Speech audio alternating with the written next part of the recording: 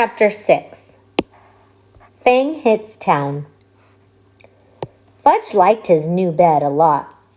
There was just one problem. He fell out of it every night. By the fourth night, my mother and father got smart. They pushed the bed against the wall and surrounded the other side with chairs. Now there was no place for Fudge to fall. But every morning my mother found him curled up in one of the chairs. My father said they could have saved their money since Fudge was so happy sleeping in an old chair. On Saturday, we had to go to the dentist. He wanted to check Fudge's mouth again to make sure everything healed all right since his flying experience. Dr. Brown is an old friend of my father's. They went to school together. He's always saying he takes special good care of me and Fudge because we're chips off the old block being my father. His office is on the other side of the park. It's near Madison Avenue. My mother said we'd make a day of it, and wouldn't that be fun? I'd rather go to the movies with Jimmy Fargo, I told her. But we'll have such a good time, my mother said. The three of us will go out for lunch, and then we'll get new shoes for you and Fudge. I've been out to lunch with Fudge, I reminded her. He's growing up, Peter. He knows how to behave now. I'd still rather go to the movies with Jimmy. Well, you're coming with me, and that's that. I wasn't looking forward to my day, and Saturday is always the best day of the week. Every Saturday morning, I dean out Dribble's bowl. Sometimes if Fudge is very good,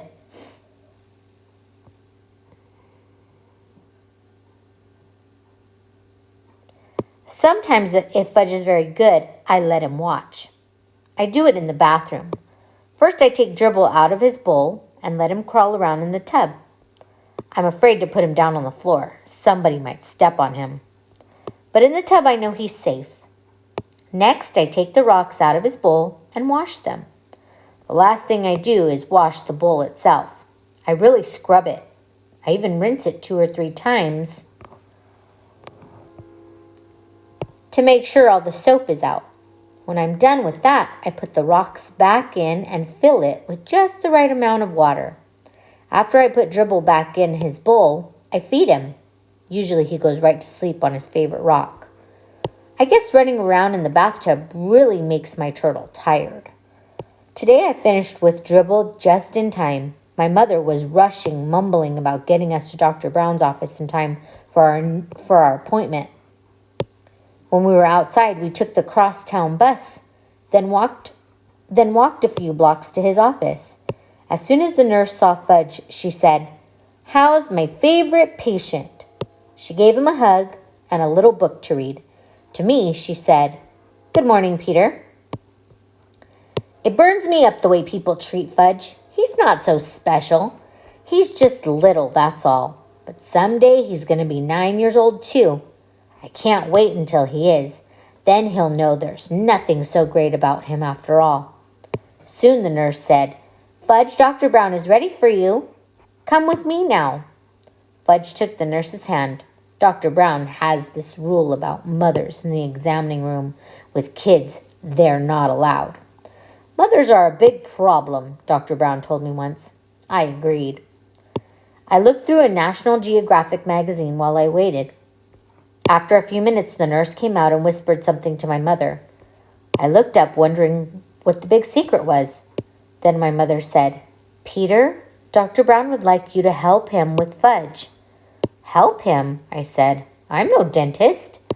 The nurse said, "Peter, dear, if you'll just come with me, I'm sure everything will work out fine." So I went with the nurse. "What do I have to do?" I asked her. "Oh, not much. Dr. Brown just wants you to show Fudge how you open your mouth and how he checks your teeth." "What do I have to do that for?" I asked. "I don't need a checkup yet. I just had one last month." "Your brother won't open his mouth this morning," the nurse whispered. "He won't?" I whispered back. "No, he won't," she said again. I thought that was pretty funny. I never considered refusing to open my mouth at the dentist's office. When he says, open, I open. When we reached the examining room, Fudge was sitting in the big chair. He had a towel around his neck, and he looked all ready for action. Dr. Brown was showing him lots of little things and explaining what he does with each one. Fudge kept nodding, but he wouldn't open his mouth. Peter, Dr. Brown said when he saw me, would you open your mouth so I can count your teeth? That's what he tells little kids he's doing, counting their teeth. Little kids will believe anything. I went along with Dr. Brown's joke. I opened my mouth very wide, much wider than when I'm the real patient. He put his mirror in and said, wonderful teeth, just beautiful, a regular chip off the old block. Such a shame your brother can't open his mouth the way you do. Can so, Fudge said. No, Dr. Brown told him, you can't open your mouth nearly as good as Peter. Can so, see? Fudge opened his mouth. No, I'm sorry, Fudge, Dr. Brown said. It's still not as good as Peter. So Fudge opened his mouth really wide. Count teeth, he said. Count Fudgy's teeth. Well, Dr. Brown pretended to think about it. Count, Fudge shouted. Well, Dr. Brown said again, scratching his head. I guess as long as you're here, I might as well count your teeth. So he checked Fudge's mouth. When he was through, Fudge said, see, just like Peter. Yes, Dr. Brown said, smiling. I can see that. You're just like Peter. He gave me a wink. I liked the way Dr. Brown tricked Fudge into opening his mouth. So when he was through examining him, I whispered, Couldn't you make Fudge some false teeth until his grown-up ones come in? No, he'll just have to wait, Dr. Brown said. But he looks like he has fangs, I told him. You'd better not say that in front of your mother, Dr. Brown said. I know it. She's not too big on fangs. Dr. Brown thanked me for helping him. My mother made another appointment for Fudge. The nurse kissed my brother goodbye, and we left. That wasn't so bad, was it, Peter? My mother said. It could have been worse, I admitted. We headed for Bloomingdale's, where we get our shoes. There are 5 salesmen in the children's shoe department. 2 of them my mother doesn't like. She thinks they don't measure my feet correctly. That's all they care about is selling shoes, even if they don't have the right sizes in stock. The other ones my mother thinks are okay. There's one she likes a lot. His name is Mr. Berman. I like him too because he's funny. He usually makes believe that the right shoe goes on the left foot or that Fudge's shoes are really for me. Anyway, when Mr. Berman waits on us, buying shoes is almost fun. Today, Mr. Berman spotted us right away. He always remembers our name. Well, if it isn't the Hatcher boys, he said. In the flesh, I told him. Fudge opened his mouth for Mr. Berman. See, all gone. His teeth, my mother explained to Mr. Berman. He knocked out his top 2 front teeth. Well, congratulations, Mr. Berman said. That calls for a celebration. He reached into his jacket pocket and pulled out 2 lollipops. He handed one to me and one to Fudge. Ooh, Fudge said, lolly. Mine was root beer flavored. I hate root beer, but I thanked Mr. Berman anyway. I'll save it for after lunch, I told him, handing it to my mother. She put it in her purse. Fudge got a lemon lolly. He ripped off the paper and started sucking right away. Now then, what'll it be, boys? Mr. Berman asked. My mother answered, brown and white sandals for Fudge and loafers for Peter. Okay, Peter, let's see how those feet have grown. I slipped out of my old shoes and stood up. I stuck my left foot into Mr. Berman's foot measure. Then he turned it around and I put my right foot in. That's another reason why my mother thinks Mr. Berman is good at selling shoes. He measures both feet. Some other salesmen only measure one. My mother says feet can be different sizes, even on the same person. And it's important to make sure the size fits the biggest foot. What color loafers, Peter? Mr. Berman asked. Brown, I said. Same as my old ones. When Mr. Berman went into the back to look for shoes for me, my mother noticed the hole in the toe of my sock. Oh, Peter, why didn't you tell me you had a hole in your sock? I didn't know I had one, I said. Oh, I'm so embarrassed. It's my sock, Mom. Why should you be embarrassed? I asked. Well, it looks terrible. I mean, to come shopping for shoes with a hole in your sock, that's just awful. Can't you hide it a little? Where should I hide it? Try to get the hole in between your toes so it doesn't show, my mother suggested. I wiggled my sock around, trying to rearrange my hole. My mother sure worries about silly things.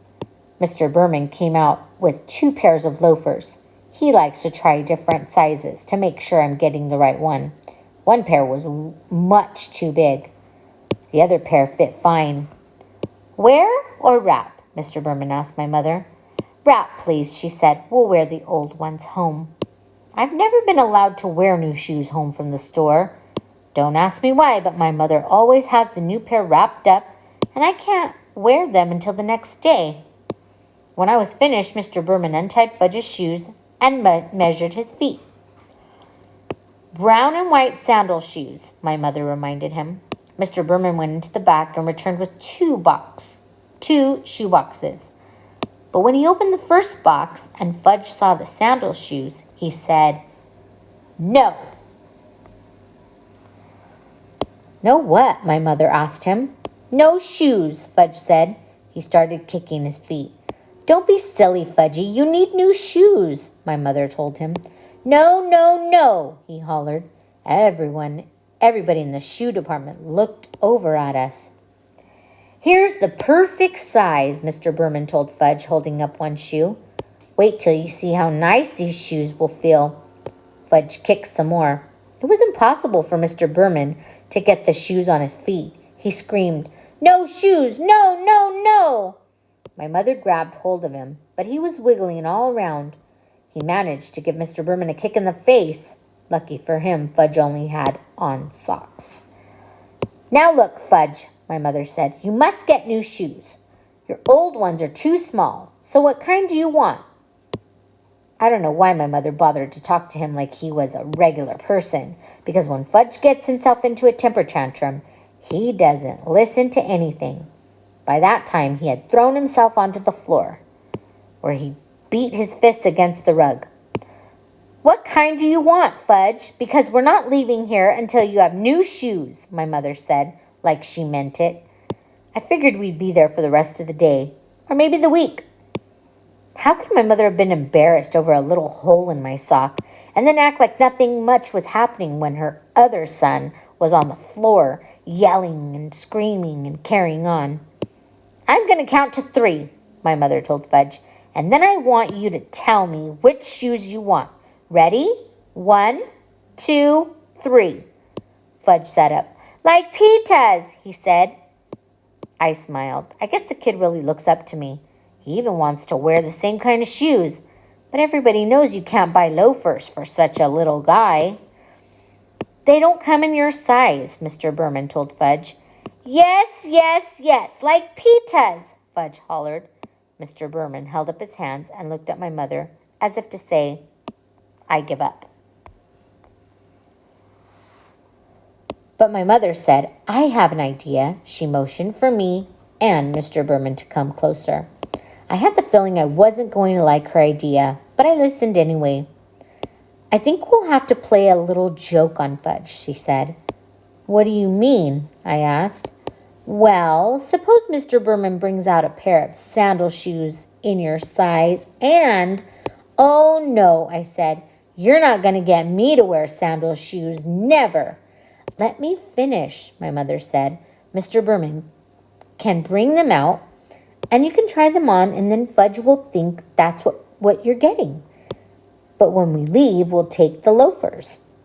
That's mean, I said. You're taking advantage of him. Since when do you worry about that? My mother asked. Since now, I told her. Look, Peter, my mother said, checking her watch. It's 12 o'clock. I'm starved." "Me too," I said. "Well, then if you ever want to get some lunch, let's try my idea." Okay, I said. I sat back in my chair while Mr. Berman hurried to the stockroom again. Fudge looked up at me from his position on the floor. "Like pitas," he said. "Yeah, sure, Fudge," I told him. Mr. Berman came back with a pair of brown and white sandal shoes in my size. I tried them on. Did they look ugly? "See, Peter's nice sandal shoes," my mother said. Now Fudgy tries on his nice sandal shoes. Fudge let Mr. Berman get him into his new pair of shoes. "See," he said. "See, like pitas." He held up a foot. "That's right, Fudge," I said, "just like mine. You sure can fool little kids easy." "Wear or wrap?" Mr. Berman asked my mother, while Fudge walked around in his new shoes. "Wrap, of course," she said. I wondered what my mother would tell Fudge tomorrow when I wore my new loafers. Oh well, that really wasn't my worry. It was her idea. When Fudge was back in his old shoes and our package was ready, Mr. Berman gave my brother a striped balloon. He offered one to me too. I refused. How could he think a person in 4th grade might want a shoe store balloon? "That wasn't so terrible, was it, Peter?" my mother said as we left the store. "It wasn't," I asked. "Well, it could have been worse," my mother said. "I suppose," I answered.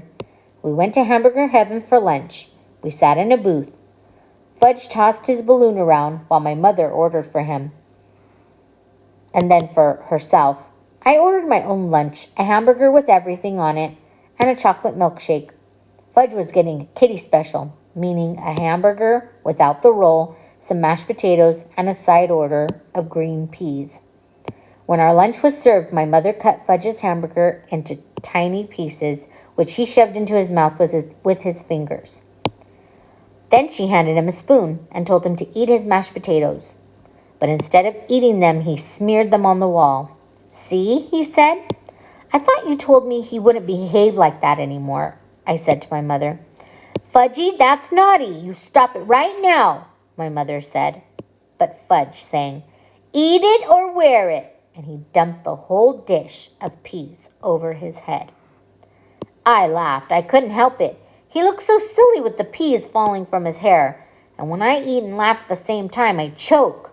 So I choked on my pickle, and my mother had to whack me on the back, which gave Fudge another chance to spread mashed potatoes on the wall. That's when the waitress asked my mother, did we want anything else? "No, thank you," my mother said. "We have more than enough now." She wiped off the wall with her napkin and told Fudge he was very, very naughty. "Not me," Fudge said, "not me." "Yes, you," my mother told him. "Why can't you eat like Peter? See how nice Peter eats?" Fudge didn't say anything. He just stuck his fork into his balloon. It popped and he screamed, "All gone! Want more balloon! More!" "Shut up," I told him. "Can't you ever act human?" "That's enough, Peter," my mother said. She should have slugged him. That would teach that brother of mine how to behave in Hamburger Heaven. We took a cab home. Fudge fell asleep on the way. He had his fingers in his mouth and made a slurping noise. My mother whispered to me, "Our day wasn't that bad, was it, Peter?" I didn't answer. I just looked out the taxi window and decided that I would never spend a day with Farley Drexel Hatcher again.